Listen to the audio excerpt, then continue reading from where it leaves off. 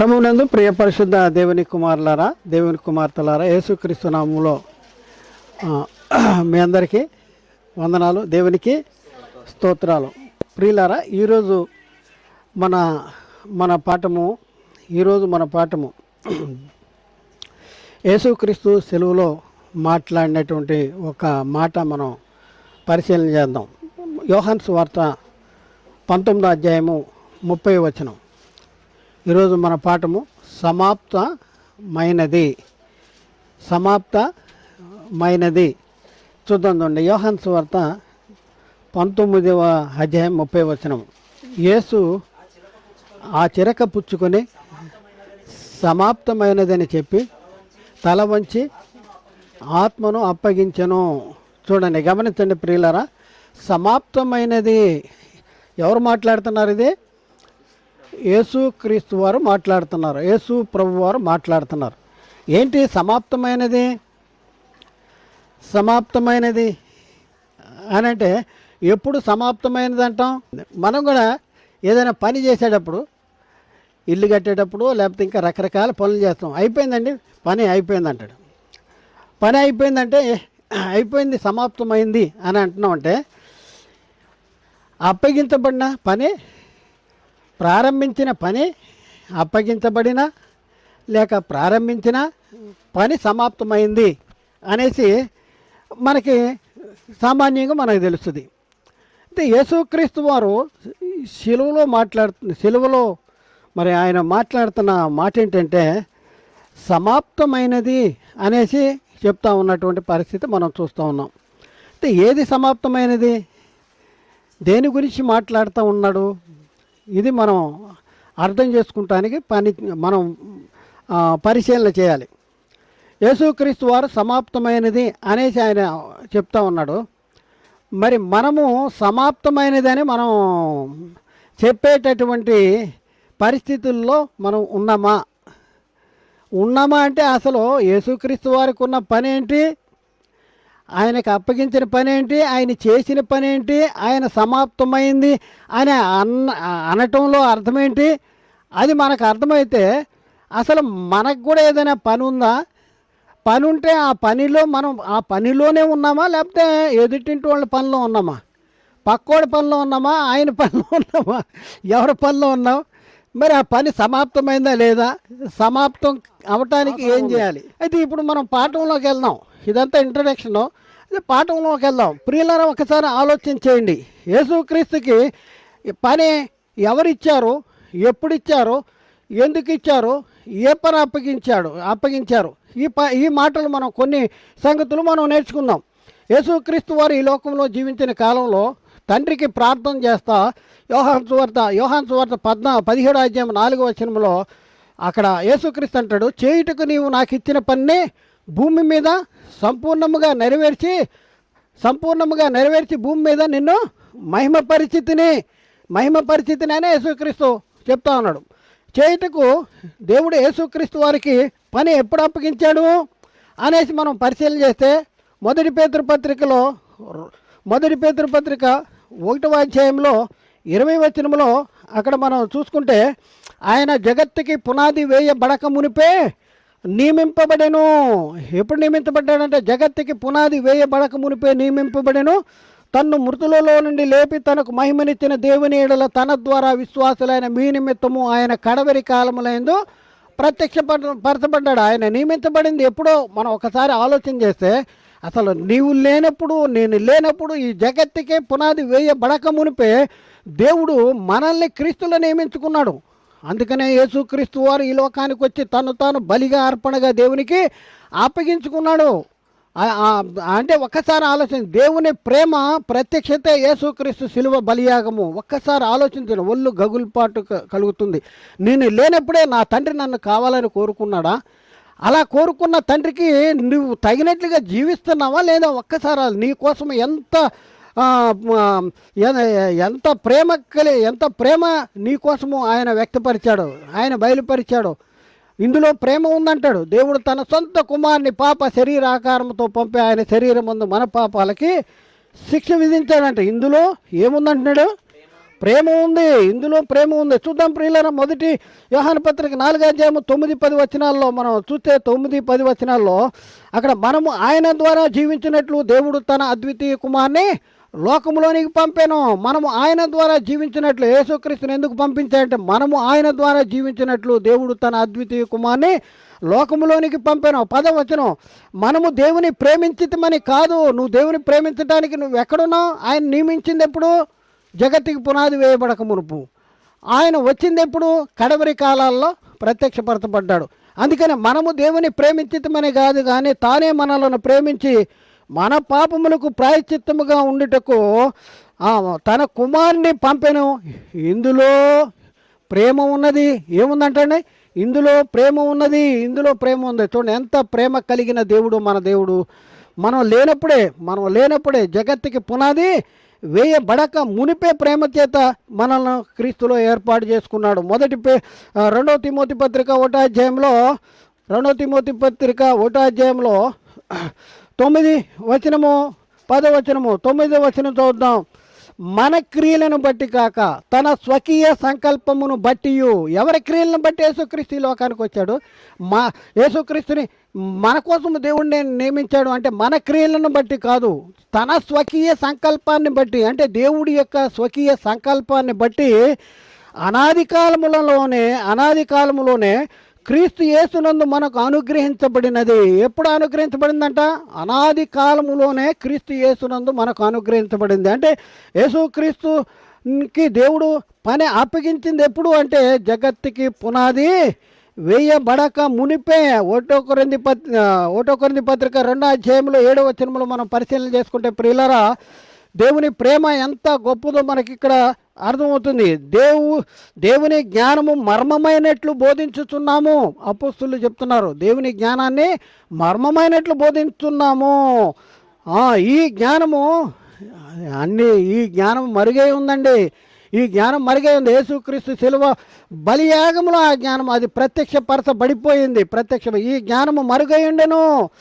జగదుత్పత్తికి ముందుగానే దీనిని దేవుడు మన మహిమ నిమిత్తము నియమించను. చూడండి, జగత్తు ఉత్పత్తి ముందుగానే దేవుడు మన మహిమ నిమిత్తము నియమించబడినటువంటి యేసుక్రీస్తు ఈ లోకానికి రావాల్సి వచ్చింది. ఆయన రక్త మాంసాలు ధరించుకుని ఈ లోకానికి రావాల్సి వచ్చింది. ప్రియులారా, ఒక్కసారి మనం ఆలోచన చేయండి. యేసుక్రీస్తు శిలువలో బలైపోయాడంటే ఆయన మాట్లాడుతున్న మాట సమాప్తమైనది అని చెప్తున్నాడంటే ఏది సమాప్తమైనది అంటే జగత్తుకి పునాది వేయబడక మునుపు దేవుడు ఆయన స్వకీయ సంకల్పాన్ని బట్టి మనలను ప్రేమించి మన కోసము తన సొంత కుమారుని పాప శరీరాకారంతో పంపి ఆయన శరీరమందు మన పాపాలకి శిక్ష విధించటం ద్వారా మనల్ని నీతిమంతులుగా తీర్చేటటువంటి పరిస్థితి సమాప్తము ఆయనదే అనేసి యేసుక్రీస్తు వారు చెప్తున్న మాట మనం చూస్తూ ఉన్నాం. అయితే యేసుక్రీస్తు వారు ఈ లోకానికి వచ్చి ఏం చేశాడు? ఏం చేసి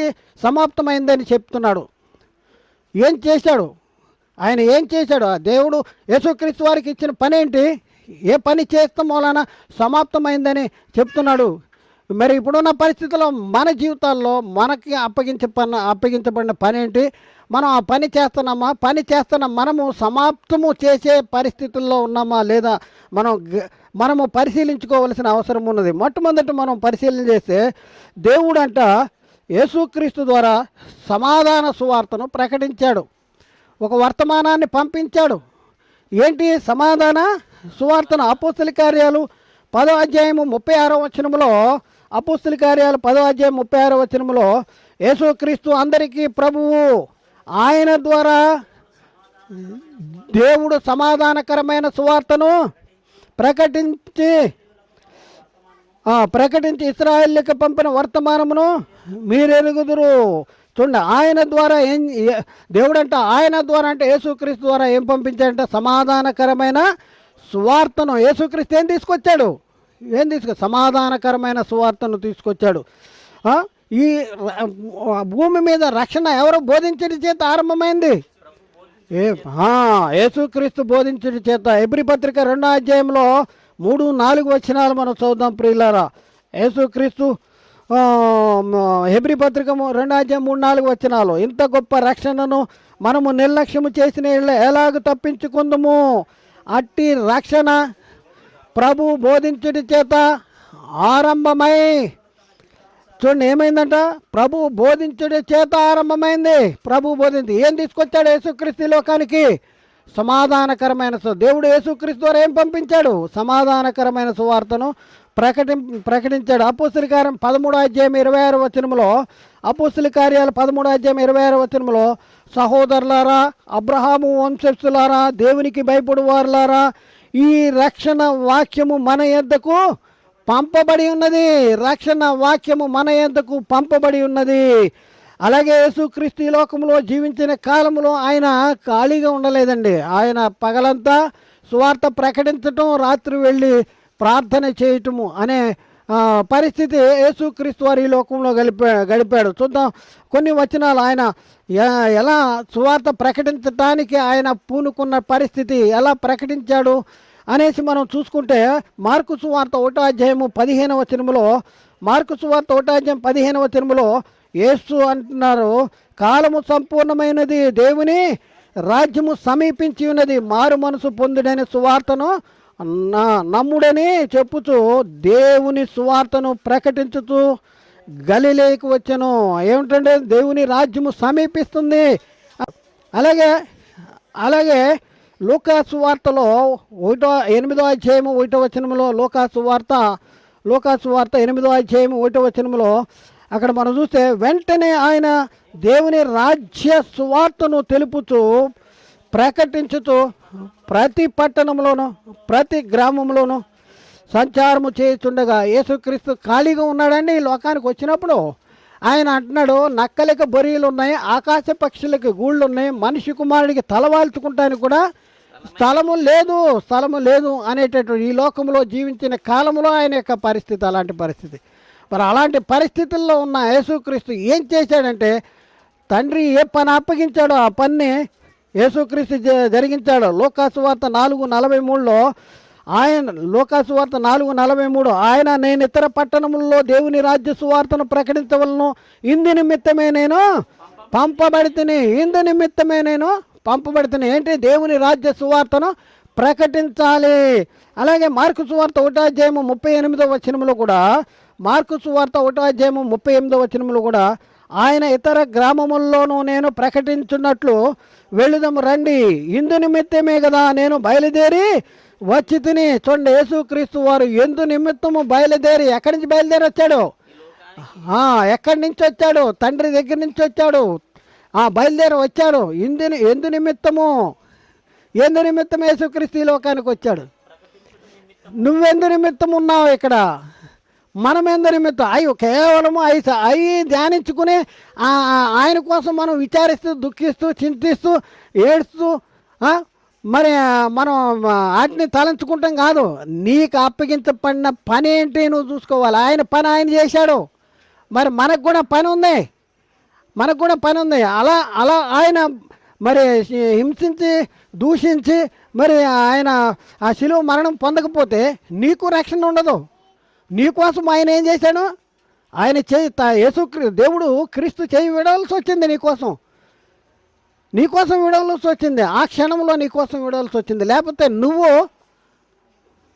నీకు రక్షణ లేదు. యేసుక్రీస్తు ఏమన్నాడు? నేను తలుచుకుంటే, నా తండ్రిని వేడుకుంటే 14 సేనా వ్యూహాల సైన్యాన్ని ఆయన పంపించగలడు. కానీ నేను ఇందుకోసమే వచ్చాను కనుక నేను నా తండ్రిని వేడుకోవట్లా. మనం ఏం చేస్తున్నాం ఒక్కసారి మన కోసం ఆలోచించాలి. మనం ఏం చేస్తున్నాం ఒకసారి చూద్దాం. చూడండి, ఇంకా మనం పరిశీలన చేస్తే ఇంకా చాలా దగ్గరలో యేసుక్రీస్తు నేను ఎందుకు వచ్చాను అంటే సువార్త ప్రకటించడం కోసం వచ్చా. దేవుడు ఎందుకు పంపించాడు యేసుక్రీస్తుని? సమాధాన సువార్తను పంపించాడు. ఇలా మనం చాలా సంగతులు మనం చూస్తాం. అయితే యేసుక్రీస్తు దేనికి వచ్చాడంటే సత్యాన్ని గురించి సాక్ష్యం ఇవ్వటానికి వచ్చాడు. ఏంటి సత్యం అంటే నీ వాక్యమే సత్యము.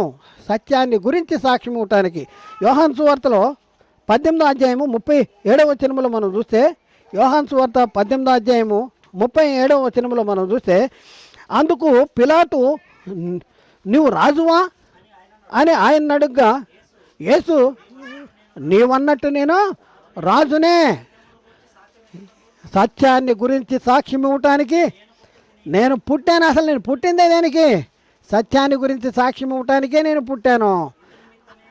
ఇందు నిమిత్తమే ఈ లోకానికి వచ్చి తిని, చాలండి, ఎందు నిమిత్తం ఈ లోకానికి వచ్చాను, నేను సత్యాన్ని గురించి సాక్ష్యం ఇవ్వటానికి వచ్చాను. అలాగే మరొక మాట ఏంటంటే, గొర్రెల కొరకు తన ప్రాణాన్ని పెట్టడానికి వచ్చాడు. గొర్రెల కొరకు తన ప్రాణాన్ని పెట్టడానికి వచ్చాడు. యోహాను సువార్తలో 10వ అధ్యాయము 15వ వచనము కానించి 20వ వచనంలో యేసుక్రీస్తు ఈ లోకానికి వచ్చి ఏదో అనుభవించడానికి రాలేదు, ఏ సుఖ సౌఖ్యాలు అనుభవించడానికి రాలేదు, ఏదో ఒక రాజగృహంలో ఆయన పుట్టడానికి యేసుక్రీస్తుని ఈ లోకానికి పంపించలేదు. యేసుక్రీస్తుకున్న మహిమ మనం చూస్తే ఆయన దేవుని స్వరూపము కలవాడండి, దేవునితో సమానమైన మహిమ కలిగిన వాడండి. మహిమ కలిగిన వాడు, దేవునితో సమానముగా ఉండుట విడిచిపెట్టకూడని భాగ్యమని ఎంచుకొనలేదు, కానీ తన్ను తాను రిక్తునిగా చేసుకుని దాసుని స్వరూపము ధరించుకొని మనిషిని పోలికలో ఈ లోకానికి రావాల్సి వచ్చింది. ఎందుకోసం అంటే నీ కోసమే, మన కోసము, గొర్రెల కొరకు తన ప్రాణాన్ని పెట్టడానికి వచ్చాడు. ఆయన ప్రాణాన్ని రక్షించుకుంటానికి కాదు ఇక్కడికి వచ్చింది. ఇక్కడికి వచ్చిన తర్వాత తన ప్రాణాన్ని రక్షించుకుంటానికి కాదు, ఆయన మన కోసం తన ప్రాణాన్ని పెట్టడానికి వచ్చాడు. యోహాను సువార్త 10వ అధ్యాయంలో 15వ వచనం నుండి 17వ వచనం చూస్తే, తండ్రి నన్ను ఎలాగూ ప్రేమించును, నేను తండ్రిని ఎలాగూ ఎరుగుదునో అలాగే నేనును నా గొర్రెలను ఎరుగును, నా గొర్రెలు నన్ను ఎరుగును, మరియు గొర్రెల కొరకు నా ప్రాణమును పెట్టుతున్నాను. 17వ వచనం, నేను దాన్ని మరలా తీసుకున్నట్లు నా ప్రాణమును పెట్టుతున్నాను. ఇందువలననే నా తండ్రి నన్ను ప్రేమిస్తున్నాడు. ఎందుకు తండ్రి నన్ను ప్రేమిస్తున్నాడంటే, నా ప్రాణాన్ని పెడుతున్నాను, ప్రాణాన్ని పెట్టడానికి వచ్చాను, ఇందువలన నా తండ్రి నన్ను ప్రేమిస్తున్నాడు అనేసి. అలాగే మరొక సందర్భంలో మత్తయి సువార్త 20వ అధ్యాయంలో 28వ వచనంలో మరొక సందర్భంలో యేసుక్రీస్తు చెప్తున్నాడు. అలాగే 20వ అధ్యాయం 28వ వచనంలో యేసుక్రీస్తు చెప్తున్నాడు. ఏం చెప్తున్నాడు అంటే, అలాగే మనిషి కుమారుడు పరిచారము చేయించుకొనుటకు రాలేదు, కానీ పరిచారము చేయుటకు అనేకులకు ప్రతిగా ప్రాణ విమోచన క్రయధనముగా తన ప్రాణము నిచ్చుటకును వచ్చెను, విమోచన క్రయధనముగా తన ప్రాణాన్ని ఇచ్చుటకును వచ్చెను అంటాడు. కాబట్టి ప్రియులారా, ఒక్కసారి మనం ఆలోచించండి, యేసుక్రీస్తు ఎందుకు వచ్చాడంటే దేవుని కృపను బట్టి ఆయన ప్రతి మనిషిని కొరకు మరణం అనిపించడానికి వచ్చాడు. ప్రియులారా, మరణం అనిపించడానికి హెబ్రీ పత్రిక 2వ అధ్యాయంలో 9వ వచనంలో మనం పరిశీలన చేస్తే, హెబ్రీ పత్రిక 2వ అధ్యాయం 9వ వచనంలో చూస్తే, దేవుని కృప 2వ అధ్యాయం 9వ వచనం, దేవుని కృప వలన ఆయన ప్రతి మనిషిని కొరకు మరణము అనుభవించినట్లు దేవదూతల కంటే కొంచెం తక్కువ వాడిగా చేయబడిన యేసు మరణము పొందినందున మహిమా ప్రభావములతో కిరీటము ధరించిన వానిగా మనము ఆయనను చూచుతున్నాము అంటాడు. ప్రతి మనిషిని కొరకు, ఎవరి కోసం యేసుక్రీస్తు రక్తం చిందించాడు? నీ కోసము, నా కోసము, ప్రతి మనిషిని కొరకు, నాసికారంధ్రాల్లో జీవవాయువు ఉన్న ప్రతి వాని కొరకు యేసుక్రీస్తు రక్తాన్ని చిందించాడు. అందుకనే యేసుక్రీస్తు వారు తండ్రిని ప్రార్థన చేస్తా, తండ్రి ఈ గడియ తటస్థించకుండా నన్ను తప్పించుము. చూడండి, ఆ మరణ వేదన ఎలాంటిదో ఆయనకి తెలుసు. అందుకనే ఒక పరిస్థితుల్లో యేసుక్రీస్తు ఏమనంటే, యోహాను సువార్త 12వ అధ్యాయంలో 27వ వచనంలో, యోహాను సువార్త 12:27 అంటున్నాడు, ఇప్పుడు నా ప్రాణము కలవరపడుతున్నది, నేనేమందును, తండ్రి ఈ గడియ తటస్థింపకుండునట్లు.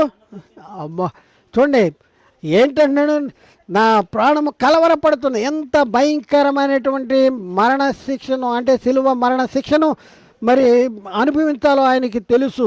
అందుకనే కలవరపడుతున్నది, నేనేమందును, తండ్రి ఈ గడియ నాకు తటస్థించకుండా నన్ను తప్పించుము. ఆయనను ఇందుకోసమే నేను ఈ గడియకు వచ్చి తిని. దేనికోసం వచ్చాను ఈ గడియకి? ఇందుకోసమే వచ్చాను. నేను ఎందుకు వచ్చాను? ఇందుకోసమే నేను ఈ గడియకు వచ్చాను. ఆ పని జరిగించిన తర్వాత అంటాడు, సమాప్తము ఆయనది, ఇందుకోసమే ఈ గడియకు వచ్చాను. సమాప్తము ఆయనది. ఒకసారి కనెక్ట్ చేసుకోండి ఎలా ఉంది. ఇందుకోసమే ఈ గడియకు వచ్చాను. అనేసి చెప్తున్న పరిస్థితి. ఇంకా మనం చూస్తే ఎందుకు యేసుక్రీస్తు రావాల్సి వచ్చింది అంటే, యేసుక్రీస్తు ఎందుకు వచ్చాడు, యేసుక్రీస్తుని దేవుడు ఎందుకు నియమించాడు జగత్తుకి పునాది వేయబడక మునుపు అంటే, పాపులను రక్షించడానికి యేసుక్రీస్తుని దేవుడు నియమించాడు. పాపులను రక్షించడానికి. తిమోతికి రాసిన మొదటి పత్రిక 1వ అధ్యాయము 15వ వచనంలో, మొదటి తిమోతి 1:15లో అక్కడ ఏమంటాడు, పాపులను రక్షించుటకు క్రీస్తు యేసు ఈ లోకమునకు వచ్చిన వాక్యము నమ్మదగినది, పూర్ణాంగీకారమునకు యోగ్యమునై ఉన్నది అంటాడు. పాపులను రక్షించడానికి యేసుక్రీస్తు ఎందుకు బలి అయిపోవాల్సి వచ్చింది, ఎందుకు యేసుక్రీస్తుని పాప శరీరాకారంతో పంపి ఆయన శరీరమందు మరి శిక్ష విధించాడంటే, మన పాపాలకి ఆయన శరీరమందు శిక్ష విధించాడు. ఇంకా మనం చూస్తే పాపమును తీసివేయటకే ఆయన ప్రత్యక్షమైన. ఆయన వచ్చిందే దేనికి, పాపాన్ని తీసివేయటానికి. చాలామంది మేము క్రైస్తవులు అని చెప్పుకుంటా ఇంకా పాపంలో నడుస్తున్నారు. పాపంలో నడవాలి. ఆయన దగ్గరికి వచ్చిన తర్వాత ఇంకా దాన్ని కంటిన్యూ చేయాలి పాత జీవితాన్ని అనేసి బైబిల్ ఎక్కడ చెప్పట్లేదండి. ఆయన నీతిమంతుడైన ప్రకారము నీతిని జరిగించు ప్రతివాడు నీతిమంతుడంటే. ఎవడు నీతిమంతుడనే? నీతిని జరిగించాలా అంటే నీతిని జరిగించాలి. ఆయన నీతిమంతుడైన ప్రకారము. చూద్దాం, 1 యోహాను పత్రిక 3వ అధ్యాయంలో 7వ వచనంలో, చిన్నపిల్లలారా, ఈ చాలామంది మోసం చేస్తున్నారండి. మనం యేసుక్రీస్తు దగ్గరికి వచ్చాం కదా, మన పాపాల కోసం ఆయన సిలువలో మరణించాడు, మనం ఎన్ని పాపాలన్నా చేసి మళ్ళీ సాయంత్రం వచ్చేసి ప్రార్థన చేసేస్తే దేవుడు అన్నీ క్షమించేస్తాడని మోసం చేస్తున్నారు. అందుకని ఇక్కడ ఏముంటాడు, చిన్నపిల్లలారా ఎవడును మిమ్మను మోసపరచనీయకుడి, ఆయన నీతిమంతుడైన ప్రకారము నీతిని జరిగించు ప్రతివాడును. అదండి, ఎవడు నీతిమంతుడు అంటే నీతిని జరిగించే ప్రతివాడు నీతిమంతుడు. కానీ మన ఇష్టం వచ్చినట్టు మన ఇష్టం వచ్చినట్టు మనం జీవించడానికి కుదరదండి. మన ఇష్టం వచ్చినట్టు మనం జీవిస్తే అది నీతి కాదు. నీతిని జరిగించే ప్రతివాడు నీతిమంతుడు అనేసి లేఖనం చాలా స్పష్టంగా చెప్తుంది. కాబట్టి ప్రియులారా, మరి ఆలోచన చేయండి. పాపములు తీసివేయటగా ఆయన ప్రత్యక్షమాయను. అలాగే 1 యోహాను పత్రిక 3వ అధ్యాయంలో 4-6 వచనాల్లో, 1 యోహాను పత్రిక 3వ అధ్యాయం 4-6 వచనాల్లో, పాపము చేయి ప్రతివాడు ఆజ్ఞను అతిక్రమించును, ఆజ్ఞాతిక్రమమే పాపములను తీసివేయుటకై ఆయన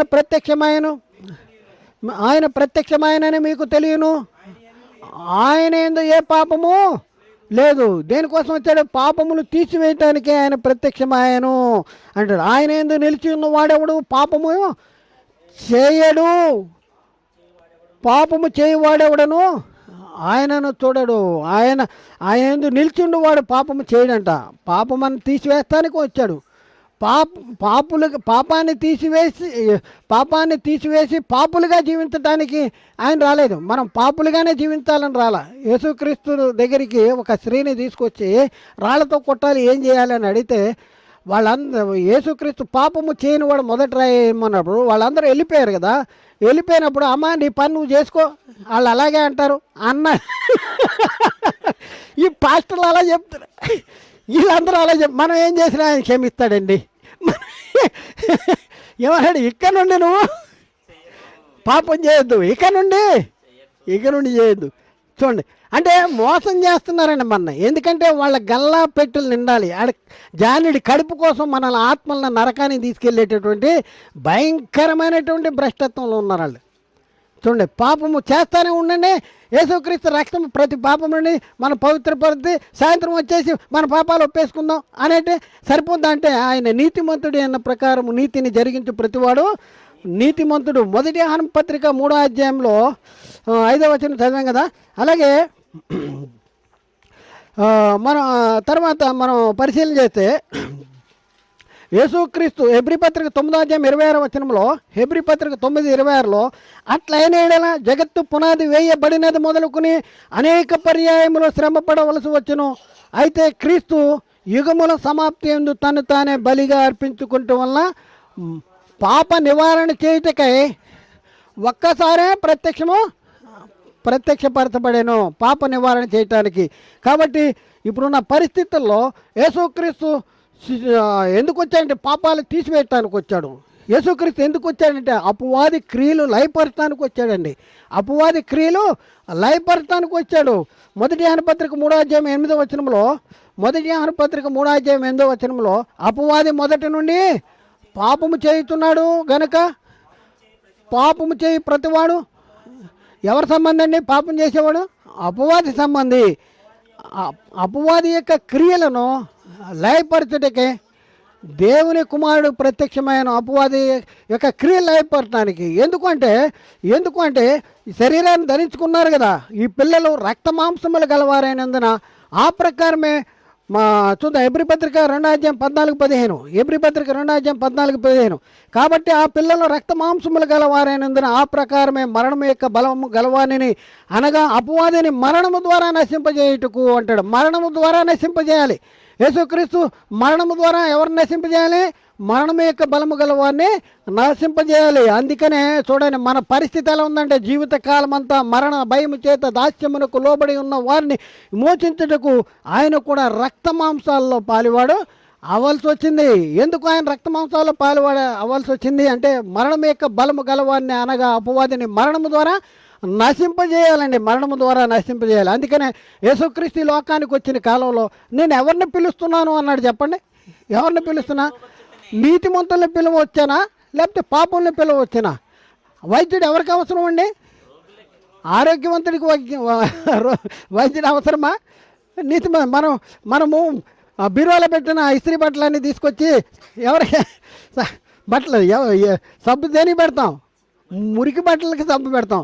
అలాగే యేసుక్రీస్తు ఎందుకు వచ్చాడు అని అంటే పాపుల్లో పిలువ వచ్చాడు అంటాడు. యేసుక్రీస్తు దేనికి వచ్చాడంటే మత్తయి సువార్త 9:13 అయితే నేను పాపులను మత్తయి సువార్త 9:13 అయితే నేను పాపులను పిలువ వచ్చి తిని కానీ నీతిమంతులకు పిలువ రాలేదు అనేసి అక్కడ చెప్తున్నటువంటి పరిస్థితి. అలాగే మనం ప్రియులారా మరి ఒకసారి మనం ఆలోచిస్తే యేసుక్రీస్తు వచ్చే కాలానికి ఏది అమల్లో ఉంది, ఏది లోకంలో ఉన్న వారిని పాపములో బంధించింది అనేసి మనం ఒకసారి పరిశీలన చేస్తే లేఖనము అందరినీ పాపములో బంధించింది. లేఖనము అంటే ధర్మశాస్త్రము అందరినీ పాపమనే చెరలో బంధించిందంట. గల్తీ పత్రిక 3:3 మనం పరిశీలన చేసుకున్నప్పుడు గల్తీ పత్రిక 3:3 యేసుక్రీస్తు ఈ లోకానికి వచ్చే కాలానికి ఈ లోకంలో ఉన్న ప్రజల యొక్క పరిస్థితి ఎలా ఉంది? 3:22 మనం పరిశీలన చేసుకున్నప్పుడు అక్కడ చూస్తే యేసుక్రీస్తునందలి విశ్వాస మూలముగా కలిగిన వాగ్దానము విశ్వసించి వారికి అనుగ్రహించబడినట్లు లేఖనము అందరినీ పాపములో బంధించను.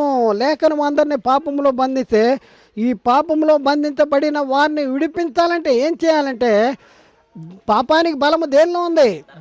ధర్మశాస్త్రము. 1 కొరింథీ పత్రికలో 15 55-56 వచనాలు అక్కడ చూద్దాం చూడండి. 1 కొరింథీ 15 అక్కడ ఏమంటాడు? ఓ మరణమా నీ ముల్లెక్కడా? ఓ మరణమా నీ విజయం ఎక్కడా? మరణపు ముళ్ళు పాపమునకున్న బలము ధర్మశాస్త్రమే. 55-56 వచనాల్లో పాపానికున్న బలం ఏంటంట? ధర్మశాస్త్రాన్ని. కాబట్టి యేసుక్రీస్తు పాపాన్ని తీసివేయాలంటే దేన్ని కొట్టేయాలి? ధర్మశాస్త్రాన్ని కొట్టేయాలి. ధర్మశాస్త్రాన్ని ఎవరు కొట్టేయగలరు? నెరవేర్చిన వాళ్ళు కొట్టివేయగలరు. అందుకని యేసుక్రీస్తు జీవించిన కాలంలో ఏం చేశాడు? ధర్మశాస్త్రానికి లోబడిన వాడాయను. ధర్మశాస్త్రానికి లోబడిన వాడాయను. చూద్దాం ప్రియులారా, అదే మాట కూడా ఎందుకు ధర్మశాస్త్రానికి లోబడిన వాడాడు అంటే ధర్మశాస్త్రమును లోబడి ఉన్న వారిని విమోచించడానికి ధర్మశాస్త్రానికి లోబడిన వాడాయను అనేసి లేఖనాలు గల్తీ పత్రిక 4:4-5 వచనాలు చూద్దాం. అయితే కాలము పరిపూర్ణమైనప్పుడు దేవుడు తన కుమారుని పంపెను. ఆయన స్త్రీ యందు పుట్టి దత్తపుత్రులము కావాలని ధర్మశాస్త్రమునకు లోబడి ఉన్న వారిని విమోచించుటకు ధర్మశాస్త్రానికి లోబడినవాడు. ధర్మశాస్త్రమును విమోచించాలంటే ధర్మశాస్త్రాన్ని కొట్టేస్తే విమోచించబడతాడు. కొట్టేయాలంటే ఏం చేయాలి? ధర్మశాస్త్రాన్ని నెరవేర్చాలి. గల్తీ పత్రిక 3:13-14 ఆత్మను గురించిన గల్తీ పత్రిక 3:13-14 ఆత్మను గురించిన వాగ్దానము విశ్వాసము వలన మనకు లభించినట్లు అబ్రహాము పొందిన ఆశీర్వచనము క్రీస్తు యేసు ద్వారా అన్ని జనులకు కలుగుటకై క్రీస్తు మన కోసము శాపమై మనలను ధర్మశాస్త్రం యొక్క శాపము నుండి విమోచించాడండి. ధర్మశాస్త్రం యొక్క శాపము నుండి విమోచించిన యేసుక్రీస్తు, మృతుల్లో నుండి తిరిగి లేచిన యేసుక్రీస్తు ఏమని చెప్తున్నాడో ఒక్కసారి మనం గుర్తిద్దాం ప్రియులారా. లోకాసు సువార్త 24వ అధ్యాయము 44వ వచనములో ఆయన చెప్తున్న మాట ఏంటంటే, 24వ అధ్యాయం 44వ వచనములో, అంతటా ఆయన మోషే ధర్మశాస్త్రములోను ప్రవక్తల గ్రంథములోను కీర్తనలలోను నన్ను గూర్చి వ్రాయబడి ఉన్నవన్నీ నెరవేరవలనని నేను మీ యొద్ద ఉండినప్పుడు మీతో చెప్పిన మాటలు నెరవేరినవనే వారితో చెప్పను. అదిగో మీతో ఉన్నప్పుడు నేను ఏ ఏ సంగతులు చెప్పానో, ఏదైతే నెరవేరాలో, దేన్ని నెరవేర్తానికి వచ్చానో అవన్నీ కూడా నెరవేరినాయి. ధర్మశాస్త్రంలోనూ ప్రవక్తల గ్రంథంలోనూ కీర్తన గ్రంథంలోనూ నన్ను గూర్చి వ్రాయబడి ఉన్నవన్నీ నెరవేరవలనని నేను మీ యొద్ద ఉన్నప్పుడు మీతో చెప్పానే, అవన్నీ కూడా ఇప్పుడు నెరవేరినాయి. అందుకని అంటాడు సమాప్తము ఆయనది అని అంటున్నాడు. అన్ని నెరవేర్చిన యేసుక్రీస్తు అంటాడు సమాప్తమైనది. తండ్రి అప్పగించిన పనిని క్రీస్తు నెరవేర్చాడు. ఈ నెరవేర్చే కాలంలో, ఈ నెరవేర్చడానికి వచ్చిన కాలంలో యేసుక్రీస్తుకి ఒక సపరేట్ శరీరాన్ని ఇచ్చాడా, లేకపోతే ఆయన అన్ని విషయాల్లో మరి మన వలే శోధించబడ్డా, లేకపోతే ఆయన దేవుడు సపరేట్ శరీరాన్ని ఇచ్చి లేకపోతే ఆయనకి ఒక ప్రత్యేకతను యేసుక్రీస్తుకి ధరింపజేశాడా అని అంటే, ఆయన ఎంత మాత్రమును దేవదూతల స్వభావమును ధరించుకొనక అబ్రహాము సంతాన స్వభావమును ధరింపజేశాడు. చూద్దాం హెబ్రీ పత్రిక 2వ అధ్యాయంలో 16వ వచనం. హెబ్రీ 2:16 ఆయన ఎంత మాత్రమును ఆయన ఎంత మాత్రమును దేవదూతల స్వభావమును ధరించుకొనక అబ్రహాము సంతాన స్వభావమును ధరించుకున్నాడు. అబ్రహాము సంతాన స్వభావము అంటే మనలాంటి స్వభావము. ఆయన ధరించుకున్న శరీరం ఎలాంటిదంటే రోమపత్రికలు 3వ అధ్యాయం 8వ అధ్యాయంలో 3-4 వచనాలు అక్కడ చెప్తాడు. శరీరమును అక్కడ చెప్తుంటే ఆయన పాప శరీరాకారాన్ని ధరింపజేసి మన పాపాల మీద మన పాపాలని ఆయన శరీరం ముందు వహింపజేశాడంట. అంటే ఆయన పాప శరీరాకారాన్ని ధరించాడు. మనం ఎలాంటి శరీరాన్ని ధరించుకున్నామో ఆయన కూడా అలాంటి శరీరాన్ని ధరింపజేశాడు. ఏమి తేడా లేదు. యేసుక్రీస్తు అనే ఆత్మ పరలోకం నుంచి పరిశుద్ధాత్మ ద్వారా ఎక్కడ ప్రవేశించింది? పరిశుద్ధాత్మ నిన్ను కంపును, సర్వోన్నతుని శక్తి నీ మీదకి వచ్చును అంటే ఆ సమయంలో ఏమైందంటే పరలోకంలో దేవుని కుడిపార్చున్న వాక్యమైనటువంటి కుమారుడైన దేవుడు మరియ గర్భంలోకి వస్తే మరియ గర్భంలో ఏమి తెచ్చుకున్నాడంటే శరీరాన్ని తెచ్చుకున్నాడు. కేవలము ఆయన మనలాంటి శరీరాన్ని తెచ్చుకున్నాడు. అందుకనే లేఖనాల్లో రాయబడింది ఏంటంటే యేసుక్రీస్తు అండి ఆయన దేవుని కుమారుడు, అందుకని ఆయన చేశాడు, మేము చేయగలమా అని అంటాడు. అందుకని ఈ మాటలు చెప్తున్నా. ఆయన ఏ తేడా లేదు. నువ్వు ఎలా ఆయన గుర్తుంచుకున్నాడు, నువ్వు మర్చిపోయావు. మనం ఆయన ఎందుకు వచ్చాడో ఏం చేయాలో అన్నీ గుర్తుంచుకున్నాడు, మనం మర్చిపోయాం. ఇక్కడ చూడండి హెబ్రీ పత్రిక 4:15 మనం చూస్తే ప్రియులారా, హెబ్రీ పత్రిక 4:15 మన ప్రధాన యాజకుడు మన బలహీనతల యందు మనతో సమానానుభవము లేనివాడు కాదు కానీ, మన బలహీనతలో సమానానుభవం ఉంది ఆయనకి. లేనివాడు కాదు కానీ సమస్త విషయంలోనూ మన వలనే శోధించబడినను ఆయన పాపం. మనం శోధించబడితే ఏం చేస్తాం? శోధనలో చిక్కుపోతాం. కానీ ఆయన శోధించబడు. ఇప్పుడు యేసుక్రీస్తు గురించి మనం చూస్తే తీయద్దు. యోహాను సువార్త 6వ అధ్యాయంలో యేసుక్రీస్తుని రాజుగా చేయాలని వీళ్ళు బలవంతం చేయాలని ప్రయత్నం చేస్తున్నారు. మనమైతే ఏం చేస్తాం? మన ఎవరన్నా రాజుని చేస్తారంటే అబ్బా నా దండలు తెచ్చేస్తాం, అవి తెచ్చేస్తాం, ఇది తెచ్చేస్తాం, మనం వాళ్ళకి ఇచ్చేసి వాళ్ళ ద్వారా మనం ఏపించే పరిస్థితి. ఆయన ఏం చేశాడు? ఆయన వెళ్ళిపోయాడు. అక్కడి నుంచి వెళ్ళిపోయాడు. ఆయన గుర్తెరిగి వాళ్ళ నుంచి దూరం వెళ్ళిపోయినటువంటి పరిస్థితి. శోధించబడ్డాడు ఆయన. శోధించబడలేదేంటి? శోధించబడ్డాడు. నీకు ఈ సింహాసనాన్ని ఇచ్చేస్తాను, ఇగో ఈ రాజ్యాన్ని ఇచ్చేస్తాను, ఈ అధికారం నీకు ఇచ్చేస్తాను, ఒక్క నిమిషంలో చూపించేసి ఇదంతా నీకు ఇస్తాను, నాకు పాదాలకి దండం పెట్టాడు. మనం ఏం చేస్తాం? చర్చికి వెళ్తున్నావు బ్రదర్, ఇక్కడ బిర్యానీ ఉంది బ్రదర్, పెళ్ళి నాతో రా అన్నాం అనుకో, అమ్మ బిర్యానీ చర్చికి రేపెళ్ళొచ్చులే, ఏం చేస్తాం? మనమే కాకుండా ఇంట్లో కూర్చున్న వాళ్ళని కూడా తీసుకొస్తాం, తీసుకెళ్ళి వెళ్తాం. ఈ ఈ ఇది శోధన అన్నమాట. మనం దేవుని పనుల ముందుకెళ్ళబోతుంటే సాతాను వచ్చేసి మనకేదో సులువుగా చిక్కులు పెట్టే పాపాన్ని అడ్డం పెడతా ఉంటుంది. పెట్టేటప్పుడు మనం ఏం చేస్తాం? సర్లే చూద్దాంలే, రేపు చూద్దాంలే, ఒక పూట వెళ్ళకపోతే ఏముంది అనే కాడికి మనకి వచ్చేస్తారనమాట. కాబట్టి మన వల్ల అన్ని విషయాల్లో మన వల్ల శోధించబడ్డాడు, కానీ ఆయన పాపము లేనివాడిగా ఉన్నాడు. ఇంకా మనం పరిశీలన చేసుకుంటే, పరిశీలన చేస్తే మనము కూడా క్రీస్తు పడిన పాటల్లో, సంగమాన ఆయన శరీరం కోసం క్రీస్తు పడిన పాటల్లో మన వంతు మనం వహించుకొని పోవాలి. అంతేగాని ఆయన పడ్డాడు, శ్రమలు పడ్డాడు, హింస పడ్డాడు, ఆ సెలవులో పడిన ఆ సిచ్యువేషన్ని మనం గుర్తు చేసుకుని అక్కడికే ఆగిపోవటం వలన మనకేమీ ప్రయోజనం లేదు. కాబట్టి ప్రియులారా, మనం ఇప్పటికైనా సరే మనం దేవుని చిత్తం ఏదో సంపూర్ణంగా గ్రహించిన వారంగా ఉందాం. మరి ఆయన చిత్తాన్ని నెరవేరుస్తూ ఆయనకి ఇష్టలుగా మనం ఈ లోకంలో జీవిద్దాం. జీవించి పరిశుద్ధపరచువానికి ఒకటే మూలం గనక దేవుడు 6 దినాలు పనిచేసి 7వ దినము విశ్రమించాడు గనక మనం ఆయా విశ్రాంతిలో ప్రవేశించేవాడు కూడా తన కార్యములన్నీ ముగించుకొని విశ్రమించాలి. గనక మన కార్యాలు ఏమున్నాయో గుర్తు చేసుకుని వాటిని ముగించడానికి త్వరగా ముగించడానికి ప్రయత్నం చేద్దాం. పెళ్ళి పెట్టుకున్న తర్వాత దగ్గరికి వచ్చేటప్పటికి పనులన్నీ అయినాయా, ఫోన్లు వస్తూ ఉంటాయి. పనులు అయిపోయినాయి బ్రదర్, పెళ్ళి పెట్టుకున్నారు, పనులు అయినాయా అంటాడు. మనకు కూడా ఉంది అక్కడికి. యేసుక్రీస్తు 2వసారి రాబోతున్నాడు, లేకపోతే నేను వెళ్ళిపోబోతున్నా, ఏదో అది పని అనమాట. నేను ముందెళ్ళినా యేసుక్రీస్తు ఏది ముందొస్తే అది. కాబట్టి రైలు స్టేషన్లోకి ఆగే ముందు మనం ఊర్లో వెళ్తాం కదా. ఊర్లో వెళ్ళేటప్పుడు రైలు నెక్స్ట్ స్టేషన్లో దిగాలనుకోండి. స్టేషన్లో దిగాలంటే మనం ఏం చేస్తాం?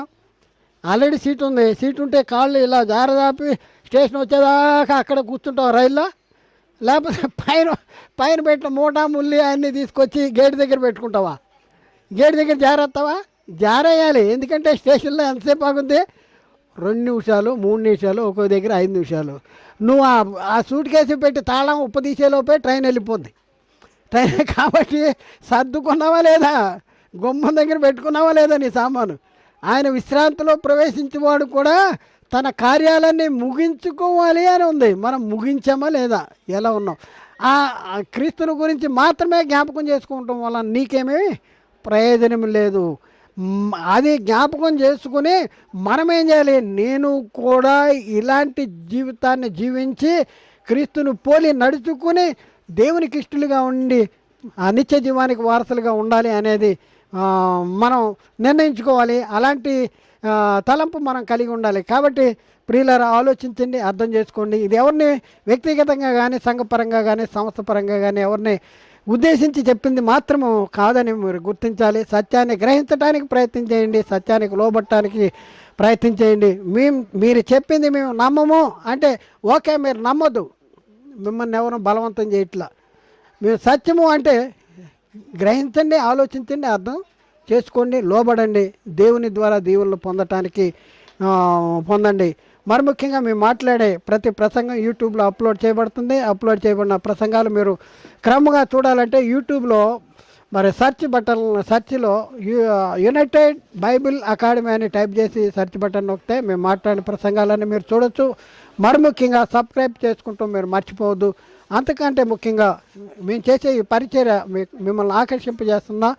మరి ముఖ్యంగా ఈ పరిచర్య ద్వారా మీరు ఆధ్యాత్మిక జీవితంలో మరి ముందుకు కొనసాగుతున్నారా? అట్లయితే ఒకసారి ఆలోచించండి. మరి ఈ పరిచర్యలో మీరు కూడా పాలి భాగస్తులు కావాలని కోరుకుంటే మీరు ఈ పరిచర్య కోసం మీ అనుదిన ప్రార్థనలో జ్ఞాపకం చేసుకోండి. మీరు ఈ పరిచర్య కోసం మీ ప్రార్థనలో జ్ఞాపకం చేసుకోవడం ద్వారా ఈ పరిచర్యలో మీరు పాలి భాగస్తులు కావాలని మేము కోరుకుంటున్నాం. దేవుడు మాట్లాడిన ప్రతి మాట ప్రతి ఒక్క హృదయంలో నీరుగట్టి ఫలింప చేయనుగాక. ఆమెన్.